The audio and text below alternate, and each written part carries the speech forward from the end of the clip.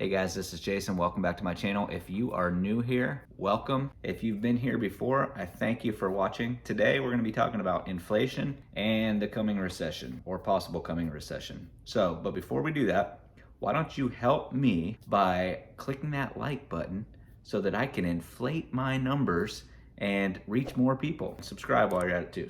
Okay, that's out of the way. You already know what inflation is, right? It's not the cost of things going up. It's the value of your dollar going down. So inflation is here already, 8.5%. It's gonna keep coming and it's gonna keep getting worse. As far as I can tell, there's no light at the end of the tunnel. It's like waves on a shore. You know, they just keep crashing and crashing and crashing.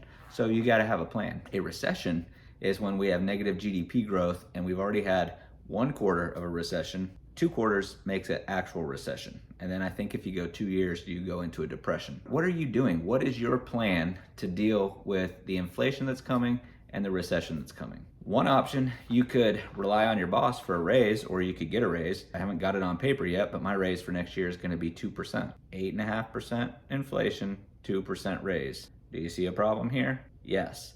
And if we go into a recession, that problem is gonna be even more of an issue, because as unemployment goes up, which happens in a recession, you have more people competing for the jobs. And then employers are spending more money because we have inflation going up too, but they don't have to pay more money to get people to come in the door, because if there's more people that want that job and you don't like it, then you can leave. I was just talking to my son about this. If you get paid $20 an hour and you think you're gonna get a raise when there's 20 people waiting in line to work and they'll be happy to start at $15 an hour, you're not gonna get a raise. That's not gonna happen. So you can mark that plan off your list. What about cutting expenses? That's great, unless you're like most Americans who pretty much live paycheck to paycheck. What do you cut? You can't cut groceries, those are going up. You can't cut gas, that's going up. Your electric's going up. The only thing that really stays the same is like the mortgage. So, I mean, I guess technically you can cut your entertainment, how much you eat out, how much you go see movies, how much you spend on just that fun extra stuff. But at some point, you know, you can only cut so much. If this is your budget and this is the gap between your earnings and how much you spend on entertainment type stuff that can be cut, you can only cut to here.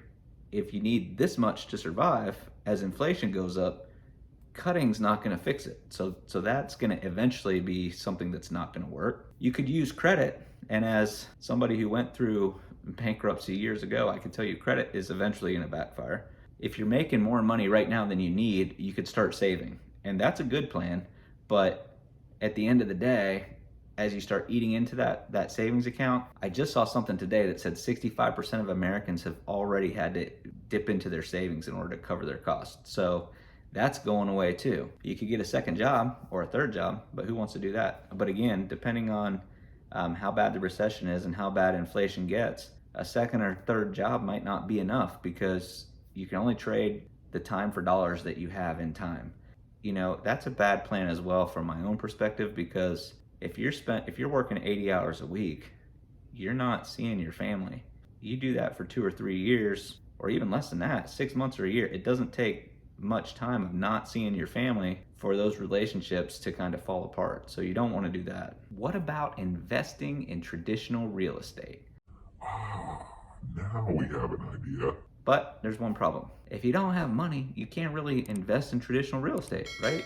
You either need to know people with money, you need to have a way to find some deals, or you need to be able to put 20% down and borrow money at this inflated interest rate that the Fed keeps pushing up. Although if you have money, that's a good plan, but what if you don't?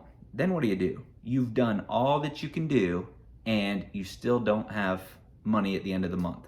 I like to say you have more month at the end of the money. So what do you do in this situation? So I'm gonna give you 2 ideas today that I think are a good plan. It's the plan that I'm using, and honestly, there's not a whole lot of options. You gotta start thinking outside the box, because everybody's in this boat together and the ship is sinking.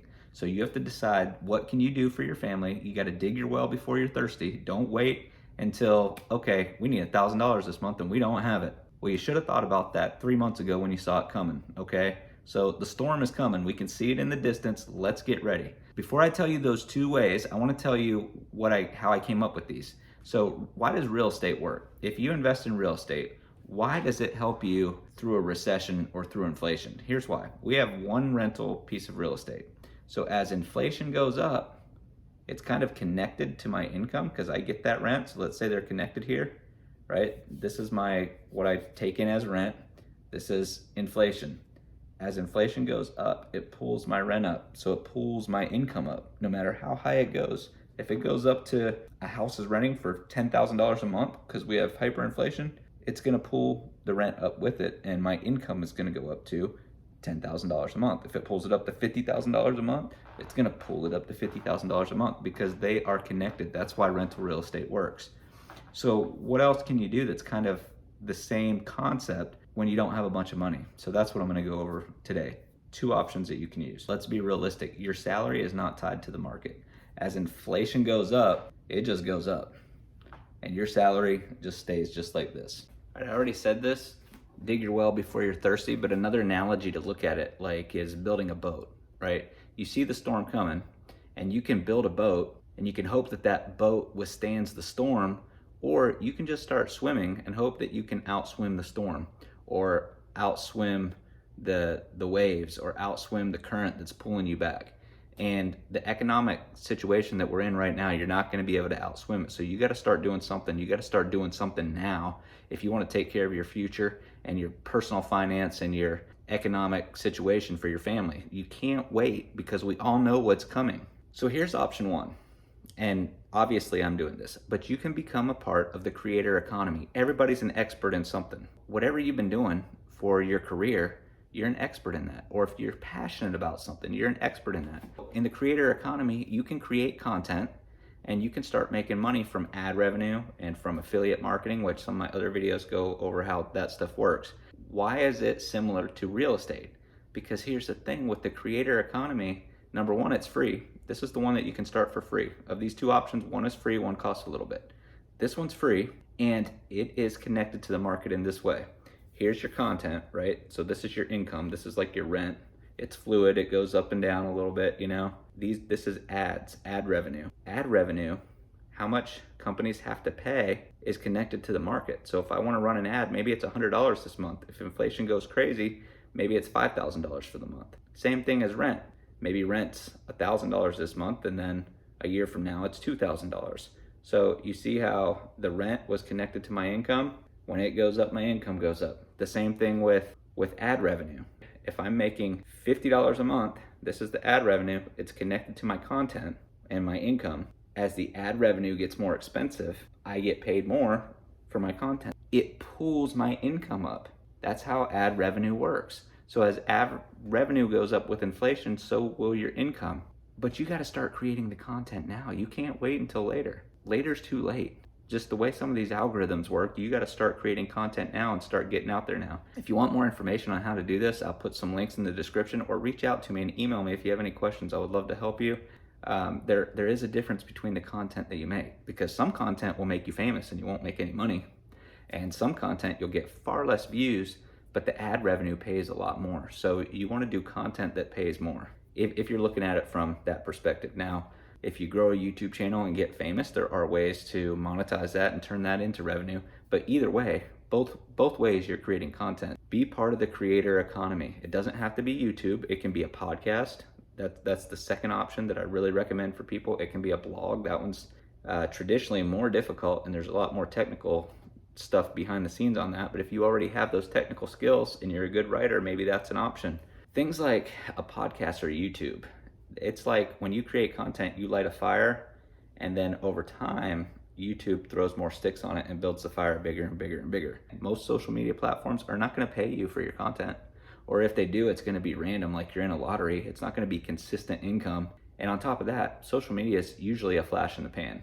You put out a post that blows up and goes viral, and then it comes back down, and you didn't make any money. So you want to create content that is timeless, and content that people will be searching for years later, and content that pays you and that your revenue can go up as the fire gets bigger and bigger. All right, the second way you can make money is open a home-based business. Now hear me out, because I thought the same thing. Home-based business, like, whoa! A lot of people have preconceived notions about the home-based business model. But let me tell you this, what else are you gonna do? You can be right and make no money, or you can put aside your pride for a little bit and do what you need to do to take care of your family. The people that do that are going to be in a better position 6 months from now, a year from now, 2 years from now. I didn't want to do home-based business either, but when I looked at the business model and the revenue model, it makes a lot of sense. So you can build a team. I'm not even going to talk about that, but I'm going to talk about the affiliate portion of that. Here's how I pick my home-based business. I pick one with leadership that's done it before. I pick one with high-end, top-shelf products around the health and wellness industry. And here's why. Because as I create content and people say, hey, I think I'll try that product, and they go and they purchase it, the commission is bigger than traditional affiliate commissions. So instead of getting $2 or $3 like I might on Amazon, or even 50 cents on Amazon, I'm usually getting $15 to $20 per sale. So if I get 10 sales from all my content for the month, I'm gonna make $150 to $200. That's extra income. That's very helpful. And it's kind of on autopilot. I mean, I gotta create content and I gotta keep pushing out content, but usually you're getting paid on content that was created a while ago, right? So the more content you get into the queue and the bigger your content platform gets, then the more money that you're gonna make. But the other cool thing about this is if someone reorders, like if they order in January and you get your 15 bucks and they go, I really like this product, I'm gonna order it again. You get another $15, right? Every time they reorder. And if they decide I like this so much, I wanna use it every month and not run out, then they can get on auto ship, they can have it shipped to them every single month, and you're gonna get paid every single month. And that can get as big as you wanna build it. So if you get 100 customers every single month, or your content gets big enough that you're getting 100 new customers every single month, then you're looking at $1,500 to $2,000 a month in extra additional revenue.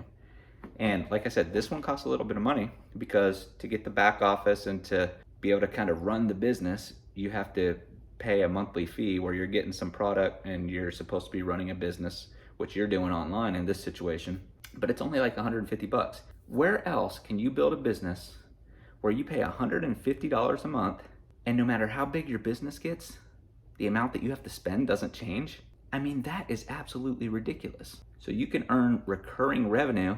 And you know, here's a good question for you. Why does Mr. Wonderful get so excited about 25 cents per sale in perpetuity? You know why? Because no matter how big it gets, he's getting that 25 cents, and 25 cents adds up. It gets bigger and bigger and bigger. So you can kind of do that on a smaller version or on a bigger version. You can get big and do that. You know, I know people in this industry that are making $20,000, $30,000, $40,000 a month. Now, they're not the norm, just like a YouTuber that makes $50,000 off ad revenue is not the norm. But you can combine that with your content creation and put those two together and hopefully get to $1,000 or $2,000 a month faster. So those are the two things that kind of rise with inflation. And the reason this one I think is really good in a recession, because typically, from what I understand, this business model gets more popular during a recession because people start to think, I've got to do something. I never wanted to do a business like this, but I have got to do something. So then a lot more people open their own home-based business.